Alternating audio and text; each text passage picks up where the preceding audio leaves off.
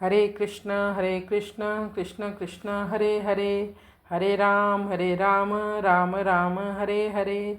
श्री श्री राधा माधव की जय। श्रीमद् भगवद गीता की जय। श्रीमद् भगवद गीता का अध्याय 4 श्लोक संख्या 9 का भी हम पाठ करेंगे।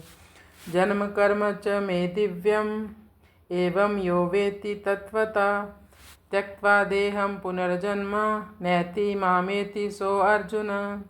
जन्म कर्म च मे दिव्यम एवं यो वेत्ति तत्वता त्यक्त्वा देहं पुनर्जन्म नैति मामेति सो अर्जुन। पिछले श्लोक में भगवान ने अपने प्रकट होने का कारण बताया। परित्राणाय साधुना विनाशाय च दुष्कृताम धर्म संस्थापनार्थाय संभवामि युगे युगे। इस श्लोक में भगवान कहते हैं भगवान के जन्म और कर्म, इनकी दिव्यता को जानने का क्या महत्व है। भगवान का प्रकट होना और जो भगवान क्रियाएं या लीला करते हैं वो अलौकिक है, दिव्यतम है। संसार के नियम उन पर लागू नहीं होते, प्रकृति के गुणों से अतीत होते हैं भगवान, इसलिए उन्हें गुणातीत कहा जाता है। श्री कृष्ण जब 6 दिन के थे तो उन्होंने पूतना नाम की राक्षसी को खेल खेल में मार डाला था। वैसे जब श्री कृष्ण 3 महीने के हुए तो उन्होंने शक्टासुर राक्षस को पैर से थोड़ा सा छू लिया, उसी से उसके प्राण पखेरु उड़ गए। भगवान जब केवल 1 वर्ष के थे तो बवंडर के रूप में एक असुर आया था, उसका नाम था तृणावर्त। ऐसे अनेकों असुर भगवान के द्वारा मारे गए। भगवान श्री कृष्ण जब 7 वर्ष के हुए तो उन्होंने गिरिराज पर्वत को अपनी कनिष्ठिका उंगली पर धारण कर लिया था, तो उसी से उनका नाम हो गया गिरिवरधारी, गोवर्धननाथ। भगवान के सारे कर्म दिव्य हैं, अलौकिक हैं, अप्राकृतिक हैं।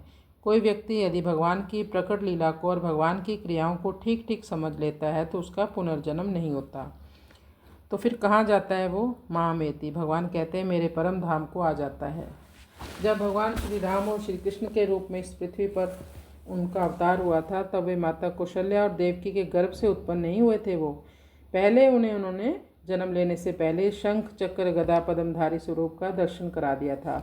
फिर वे माता की प्रार्थना पर बाल रूप में लीला करने लगे। भगवान श्री राम के लिए गोस्वामी तुलसीदास जी लिखते हैं, भय प्रगट कृपाला दीन दयाला कौशल्या हितकारी हर्षित महतारी मुनि मनहारी अद्भुत रूप विचारी लोचन अभिरामा तन घन श्यामा निज आयुध भुज चारी भूषण वनमाला नयन विशाला शोभा सिंधु खरारी माता पुनि बोली सोमति डोली तजहु तात यह रूपा की जय शिशुलीला अति प्रियशीला यह सुख परम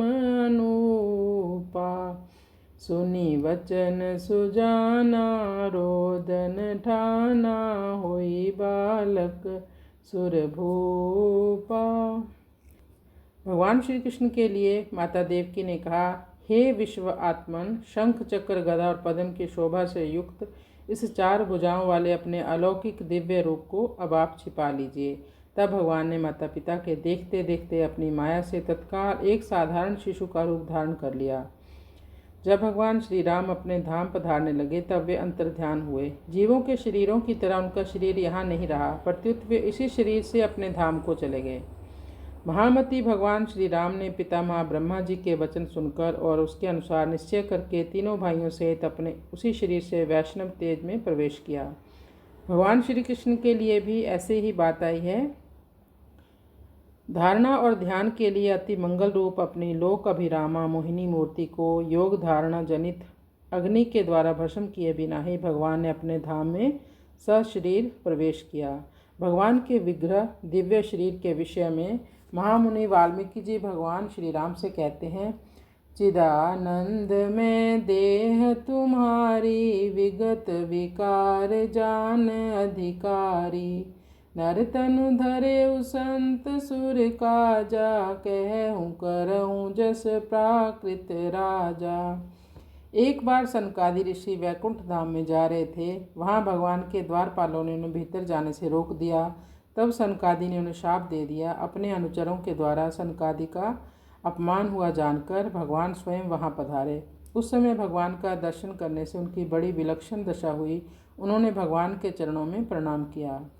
प्रणाम करने पर उन कमल नेत्र भगवान के चरण कमल के पराग से मिली हुई तुलसी मंजरी की वायु ने उनके नासिका छिद्रों में प्रवेश करके उन अक्षर परमात्मा में नित्य स्थित रहने वाले ज्ञानी महात्माओं के भी चित्त और शरीर को शुद्ध कर दिया। शब्द आदि विषयों में गंध कोई इतनी विलक्षण चीज नहीं है जिसमें मन आकृष्ट हो जाए, पर भगवान के चरण कमलों की गंध से नित्य निरंतर परमात्म स्वरूप में मगन रहने वाले सनकादिकों के चित्त में भी खलबली पैदा हो गई थी।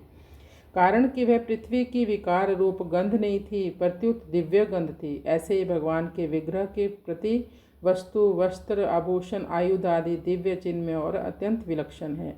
भगवान की लीलाओं को सुनने, पढ़ने, याद करने आदि से लोगों का अंतःकरण निर्मल पवित्र हो जाता है और उनका अज्ञान दूर हो जाता है, कल्मश मिट जाता है। यह भगवान के कर्मों की दिव्यता है।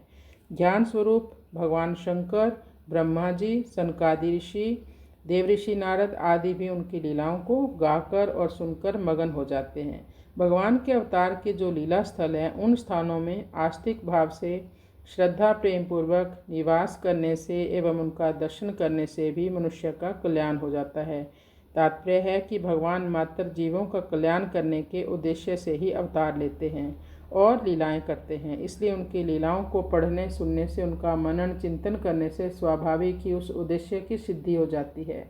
जीव भूता महाबाहो येदम धार्यते जगत। भगवान जैसा रूप धारण करते हैं उसी के अनुरूप वो लीला भी करते हैं। जब वे अर्चावतार अर्थात मूर्ति का रूप धारण करते हैं तब वे मूर्ति की तरह ही अचल रहने की लीला भी करते हैं। अगर वे अचल नहीं रहेंगे तो वह अर्चावतार कैसे रहेगा। भगवान ने राम, कृष्ण आदि रूप भी धारण किए और मत्स्य, कच्छप आदि रूप भी धारण किए। उन्होंने जैसा रूप धारण किया वैसी लीला भी की। जैसे वाराह अवतार में भगवान ने सूअर बनकर लीला की और वामन अवतार में ब्रह्मचारी ब्राह्मण बनकर लीला की। इससे साधक को यह समझना चाहिए कि अभी भी जो हो रहा है वह सब भगवान की लीला ही हो रही है। हरे कृष्ण कृष्ण कृष्ण हरे हरे, हरे राम राम राम हरे हरे।